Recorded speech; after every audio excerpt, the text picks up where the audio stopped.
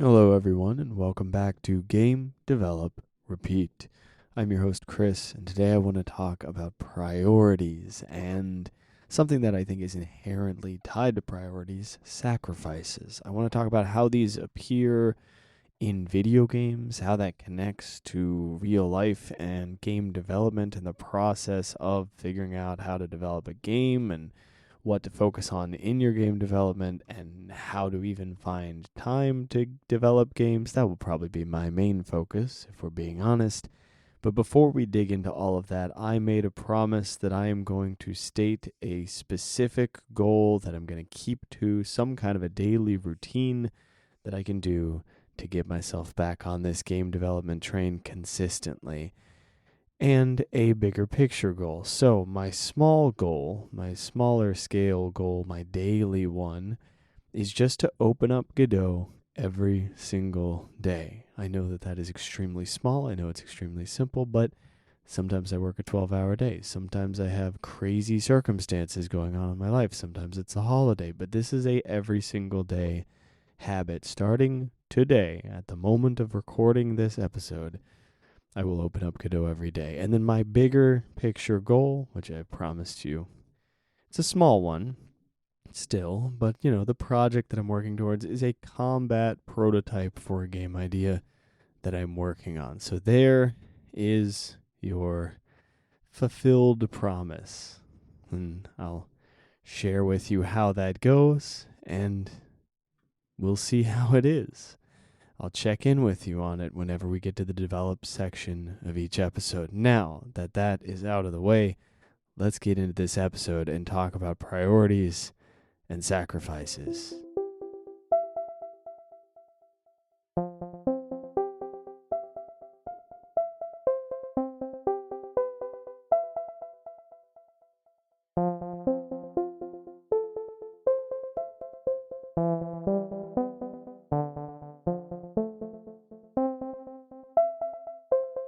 When I first started thinking about this, I thought, how am I going to connect this to games? I want to talk about priorities because it's a big part of my life right now. Figuring out how much weight to put into earning money at my day job because I have so many overtime opportunities versus how much time to spend on game development because it makes me absolutely no money, but I am passionate about it and want it to be something that I'm doing for the rest of my life, and I want to get good at it, right? So that's really where this episode is coming from. But then I thought, how am I going to connect this to games? My instinct was games don't really have much to do with priorities, much to do with sacrifices. A lot of games, you don't really have to prioritize. Sometimes you just can go through the game and do absolutely everything in it. You don't have to sacrifice. You can load and you can restart and you can play it however you want. And then I was thinking about it more and I went, well, that's not true. There are lots of priorities and sacrifices going on in games. One of the things I love most about Warcraft 3 back in the day was that I had to have a priority. I had to have a build order. I had to go in knowing what I was doing, what my goals were, and I had to rip through them. I had to get my economy going. I had to get this many people to defend me from a rush. I had to do this, that, the other. There was a crunch. There was a competitive crunch. You don't have a second chance to win that match, right? Now then you do have second chances later, chances to win other matches, rematches, so on and so on. But priorities absolutely exist in competitive games. Now, what about in an RPG? I was thinking through it and I went, well, you can kind of do everything. You don't need to worry about it. You don't need to make that many sacrifices. But again, just gearing up your character. If the RPG is challenging enough, a lot of them are not, but gearing up your character, you're making sacrifices. One of the things, now this is a weird one, one of the things that's always gotten me about the Skyrim games is that the Elder Scrolls games, including Skyrim, is that you can theoretically kind of just max everything out. And one of the things that bothered me about Skyrim was that I couldn't max everything out as easily or clearly as I could in, say, Morrowind. Morrowind, I could just work on my miscellaneous skills, whatever. Hypothetically, I could have max points in every single skill in the game. Skyrim, there's this skill tree that you allocate points to, and until you get to a certain point, you can't really get every single point on the skill tree. And it always annoyed me because I had to pick, I had to prioritize, I had to decide what my character was going to be. But it's also a necessity, right, to make your character unique on some level. There has to be some kind of prioritization happening. You have to pick between this and that and the other. You can't just have absolutely everything. You have to pick and choose. So I don't know why my first instinct when I started recording this was, oh, there aren't really priorities in games. I don't know why my first instinct was, you don't really have to make huge sacrifices, because you do. I think it's just that they don't really matter. The decisions that you make in a game don't matter because you only invest so much time, right? You can set your priorities. You can sacrifice whatever you want. You can get through the game, and then you can just do it all over again. You can spend, 100 hours making the character that you want to make and getting very far along and going, ooh, this is a good build or this isn't a good build. And then if you don't like it, you spend another 100 hours on another character. Now, that doesn't sound like, some time that you can just throw away. 100 hours, you're like, oh my God, 100 hours, that's a lot of time. But think about how much time you put into building an entire career. Think about how much time you put into a relationship, put into whatever it may be. You put a lot of time into it. And then in a game, you put like 100 hours into something. That's nothing compared to a real life priority, a real life sacrifice. How long does it take to create a video game? Right?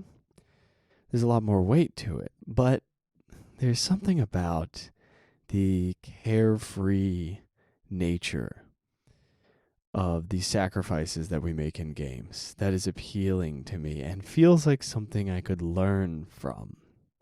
And I'm just coming to this now as I'm talking about it. This isn't something I've thought through much before, so don't take too much away from this. But I think there is some kind of a let go and treat it like a game thing for these huge priorities.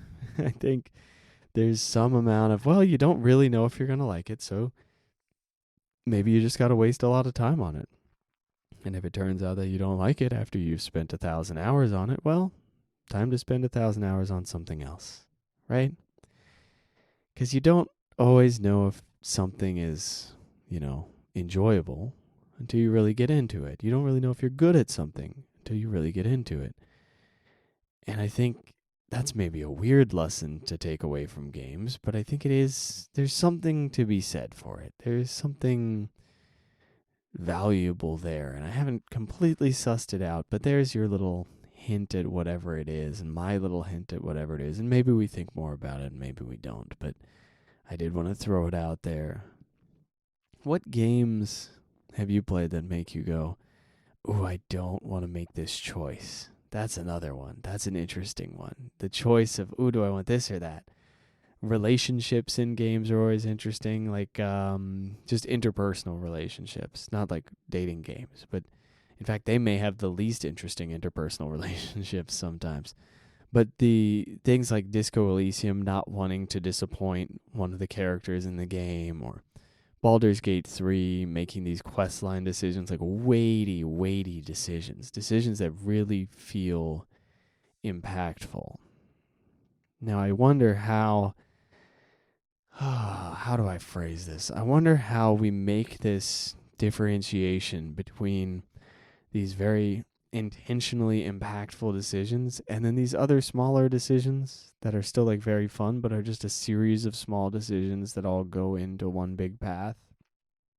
Does that make sense?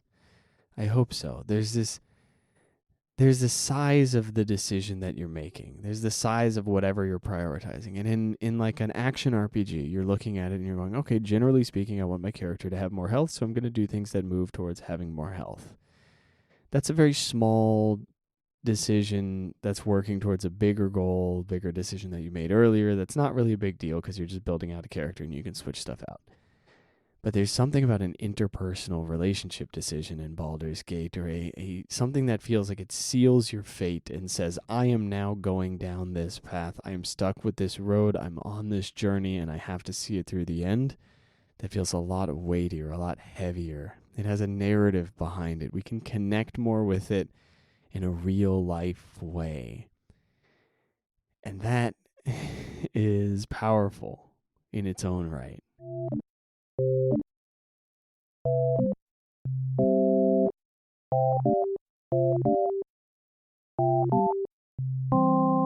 Let's talk about making games and making things in general.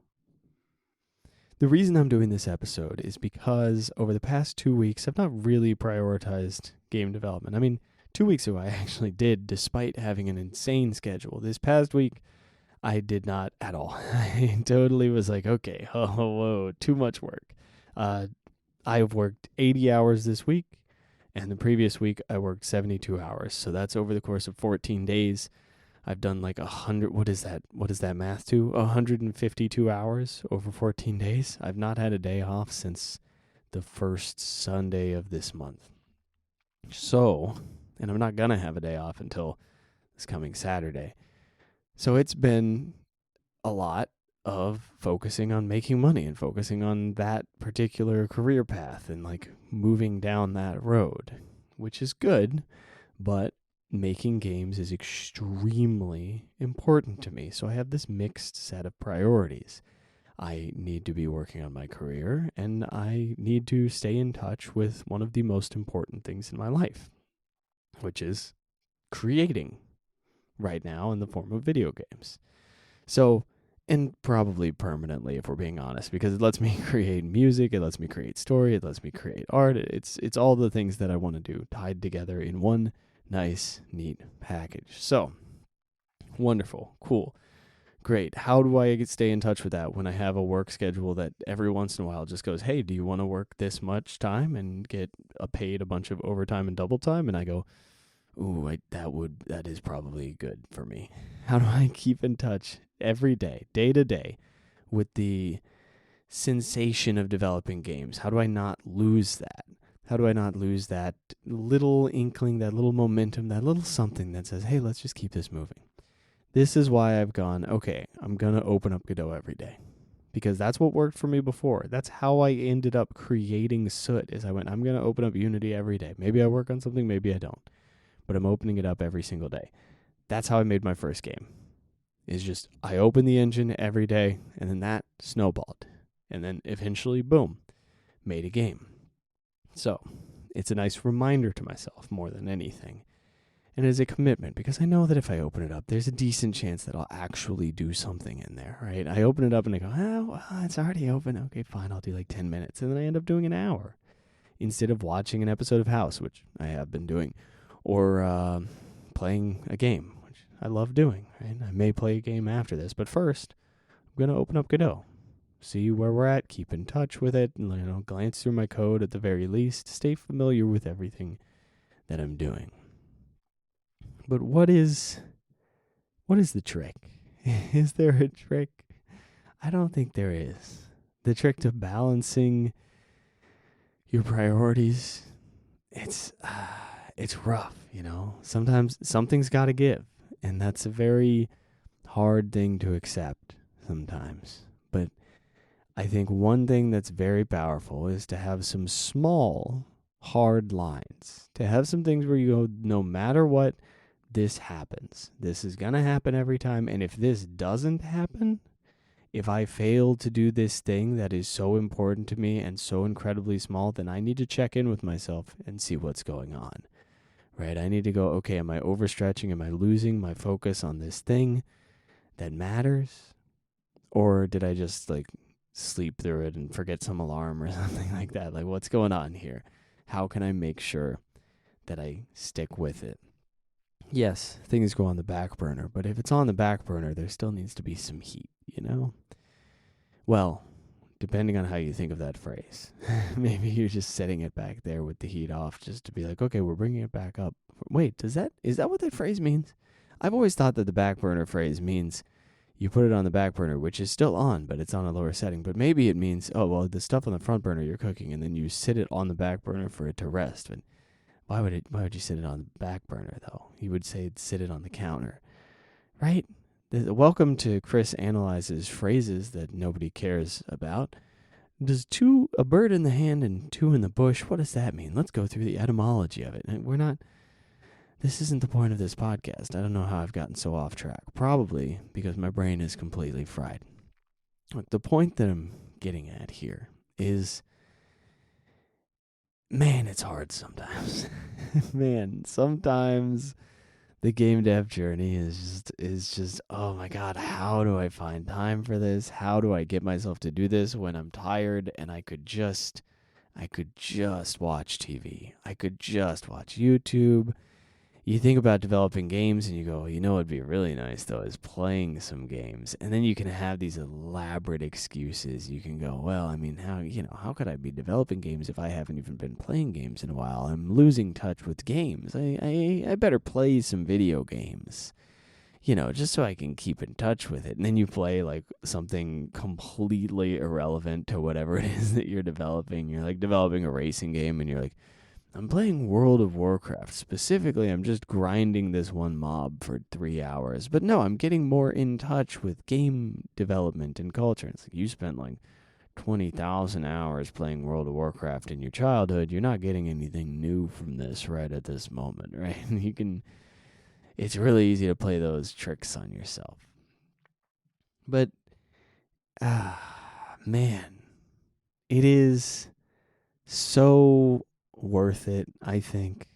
It's so worth it in my mind to go, okay, look, I'm not going to watch TV tonight, or I am, but I'm just going to watch less. I'm not going to do this thing, or I am, but I'm going to do less of it. Just so I can get like 20 minutes in of this thing that I love. Not because I'm going to accomplish anything today. Not because I think it's going to move me towards this giant goal. Not because it's going to be a huge success. But just because I love doing this. And even though I'm tired right now, I'm going to make time for it. And I'm going to say, hey, how's it going? I'm committed to doing this thing. Right? A genuine commitment to pursuing your passions. I know this sounds like I'm talking about a relationship to some extent, right? It sounds like it's like, I'm going to make time for you no matter what. And it's a little bit what it is. I mean, obviously it's completely different than that, but it's a relationship with yourself. It's, I'm going to make time to express myself through these. I'm sorry if you hear that knocking noise. Can you hear it? Okay, I'm going to make some time to express myself no matter what, because I need to check in with that, right? I need to do something creative because it's an important part of me. So there's sacrifices. Sometimes you have to sacrifice some of that creative time. Sometimes you have to sacrifice some TV. But I don't think, let me throw this out there because this is really important to me.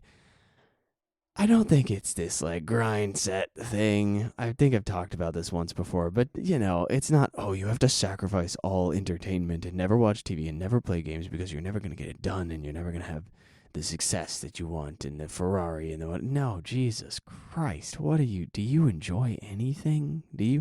Where's the joy in your life if you're doing that? Relax. Come on. Oh my God. You're working 40 hours a week. You're working 50, 60, however many hours a week you're working. Like, take a breath. Take a second for yourself, because one of the things you need to do is just care for yourself, but also stay in tune with what you love doing. Because if you let that love of the thing grow, you'll make more and more time for it, and you'll figure it out. It's not force yourself to develop games every single day because you have to do this, because it's your destiny and it's this intense thing that you have to do. And oh, what a burden you have as a creative genius. Now, shut up. Just do the thing occasionally because you really like it. In fact, not even occasionally. Just consistently remind yourself of it. And eventually you'll either get there and you'll make stuff and it'll be great and you'll enjoy it and you'll express yourself. Or you'll go, hey, maybe I don't like doing it this way. Maybe I'll try it this way. And maybe you try a bunch of different ways and then you go, you know what? Maybe I do a different thing. I've explored this and it's not really clicking for me. So I'm going to do something else. in my case, at the moment, I'm still under the belief that game development is something that I want to keep doing. Kind of indefinitely. I really enjoy it. I know I just made the one game and I've played around with a couple other things, but I really enjoy it. There's something about the solitary nature of the work. If I can digress for a moment, because this is looking like a shorter episode anyway, not anymore. I really like the solitary nature of game development. I love just locking in, developing, just getting in the zone. Nobody giving me confusing instructions, like nobody telling me what to do. I'm just doing my own thing, figuring it out, screwing it up, fixing that, not having somebody breathing down my neck, not having any kind of a just like annoying interpersonal experience. I sometimes it's really fun working with other people. We've all had this experience of, hey, we work really well together. This is amazing. Let's rip it. Let's tear through this. This is so good. I'm feeling so energized. This is awesome. We've all also had the experience of, oh my God, please shut up. Let's just get this done, or stop distracting me with ideas that I hate, or stop suggesting these things and you seem so arrogant and whatever, right? Like we've had that school project where you go, John, shut up. Just stop. You're not helping. You're not contributing, right? Like, and we've also had this school project where like, oh my God, I wish every day of school was exactly like this. These guys are the best. This is such a good team. And this was such an easy project. It flowed so smoothly. Amazing. I like working on things on my own. I don't like flipping that coin when it comes to creating stuff. Like there's another coin flip when I'm just working on my own, which is, how am I feeling about this? And sometimes I'm like, oh God. And other times I'm like, oh, this is great. But it's so much easier when there's not multiple people involved. I can just go, okay, here we go, boom. That's very nice. And I don't have to organize with people and so on and so on and so on, right? Ugh, nice. I'm not saying work should be solitary. I don't think it should be. But I enjoy it and I want to work on something on my own consistently. That's another weird part of game development that appeals to me, but I freaking love it.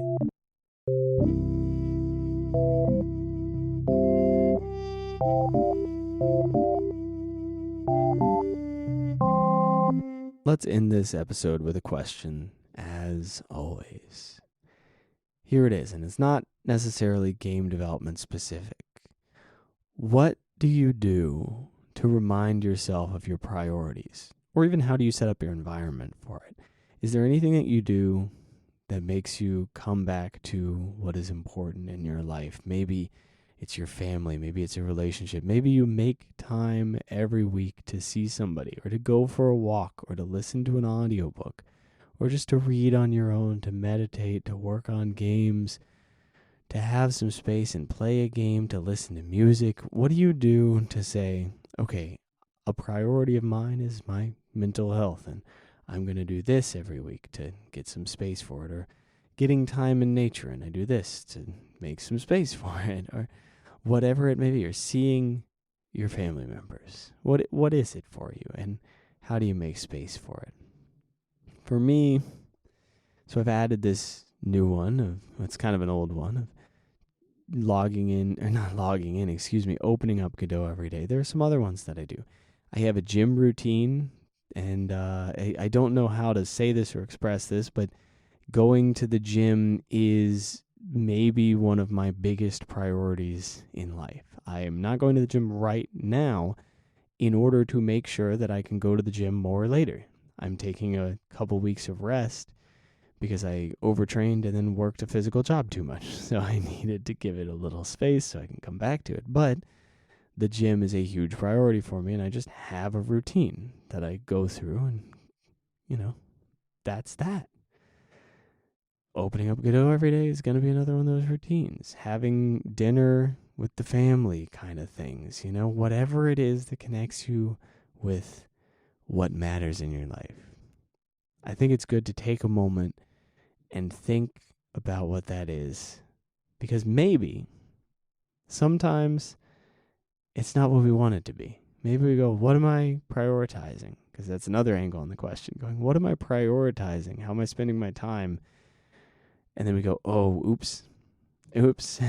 All my rituals revolve around social media. Oops. All my rituals revolve around playing Stardew Valley. And I love Stardew Valley because of the connection with the characters, but I've not connected to the people in my life in a long time. Maybe connection is what matters to me, and I need to connect with people a little bit more and Stardew Valley a little bit less, you know?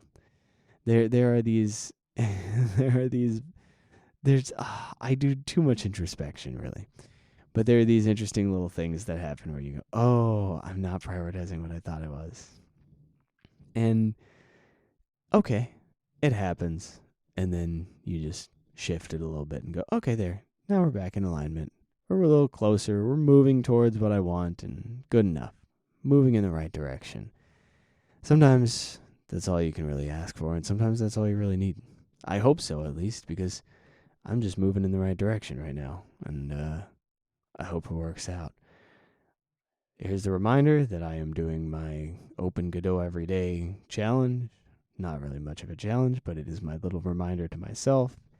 And then I'm working towards creating a prototype of a battle system for a project that I am not revealing details on yet, but may end up being my new project. I've kind of stagnated on the fishing dating sim that I really like, and I got to a point where I need to work on something else because I can't jump back into this right now, and maybe I can jump back into it after I start messing with something else, maybe not.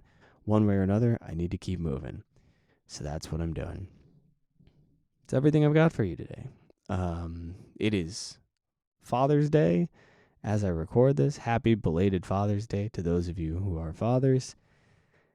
And to everybody out there, thank you for listening. Get out there, make some stuff, and have fun with it. I'll see you in the next one. Bye-bye.